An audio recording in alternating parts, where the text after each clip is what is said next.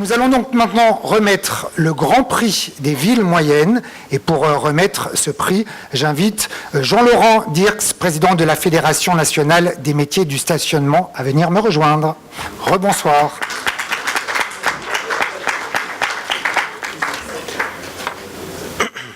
Donc, rebonsoir. Donc, la FNMS, Fédération nationale des métiers du stationnement, regroupe les professionnels des métiers du stationnement, comme son nom l'indique, à la fois les exploitants, mais également les prestataires de services, fournisseurs de matériel et de solutions. On a parlé tout à l'heure de la dépénalisation du stationnement. La FNMS a été un acteur important, puisqu'elle a notamment permis de définir le protocole des serveurs de FPS qui est aujourd'hui utilisé par toutes les villes françaises, et notamment, puisqu'on parle des villes moyennes, par les villes moyennes.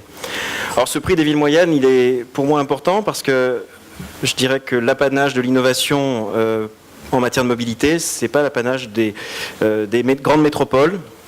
Les villes moyennes ont des capacités sur des territoires à une échelle plus humaine de développer des services en s'appuyant sur des professionnels, en travaillant en concertation, en devant prendre en compte l'activité économique du centre-ville. Et puis en considérant tous les modes, parce que sur ces territoires, il est souvent bien impossible de se passer complètement de sa voiture pour certains types de déplacements.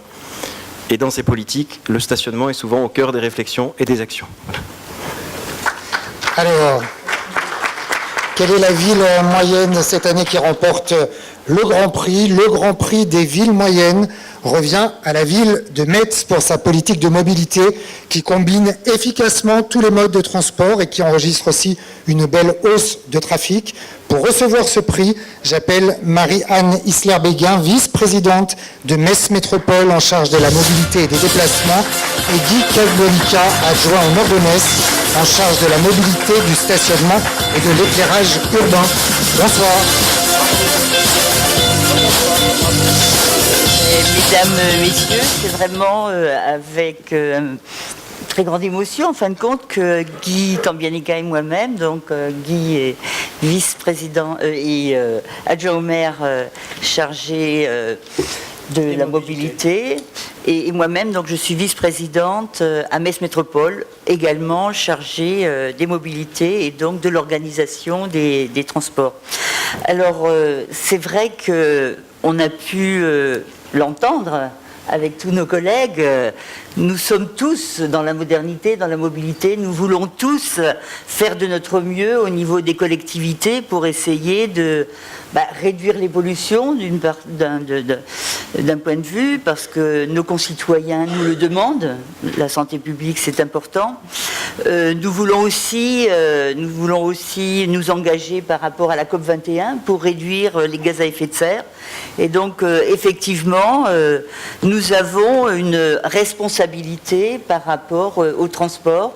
Et comme beaucoup de communes et de métropoles, eh bien, nous avons aussi encore énormément de personnes qui sont dans les voitures. Et nous-mêmes, nous avons tous des voitures. Et on n'est pas là pour incriminer non plus les automobilistes, mais on essaye de mettre en place, et ça c'est notre responsabilité, on essaye de mettre en place un bouquet mobilité pour que nos concitoyens puissent choisir des mobilités douces et non polluantes.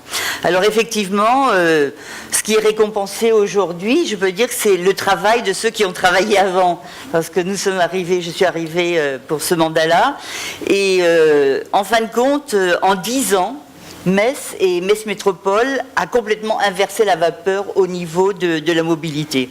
Parce que c'est qu'en 2008, le réseau des transports de bus, comme on appelait ça, était vraiment complètement défaillant, délaissé, on pourrait même dire délabré, si bien qu'il n'y a plus personne qui voulait prendre le bus. C'était affreux, le bus. Et donc, en 2008, la nouvelle équipe a décidé effectivement de miser sur les transports en commun. Donc c'est un choix politique, et il faut le reconnaître, en 5 ans, en étant ensemble avec la ville centre de Metz et la métropole, ils ont réussi à mettre en place un nouveau réseau totalement moderne, nouveau, basé avec notre totem, je suppose que vous le connaissez, le Métis. Le Métis, donc c'est un bus à haut niveau de service qui a pas 2 cabines, mais qui a 3 cabines, donc un articulé avec 3 cabines qui fait 24 mètres de long, qui est sur site propre, qui est hybride,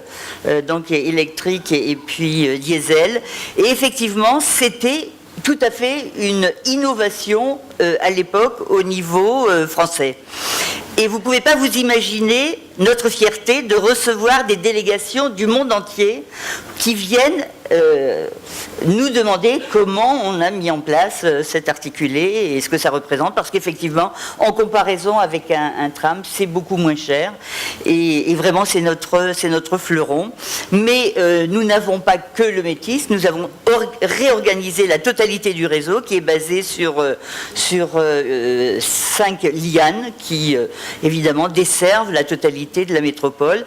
Et comme le Métis est vraiment sur plutôt le centre de Metz, eh bien nous avons mis en place sur les 43 autres communes, parce que nous avons la Grande Couronne, mais ensuite nous avons un réseau qui dessert 43 communes rurales. Donc nous avons partagé, nous desservons aussi au niveau des bus, les TAD, etc.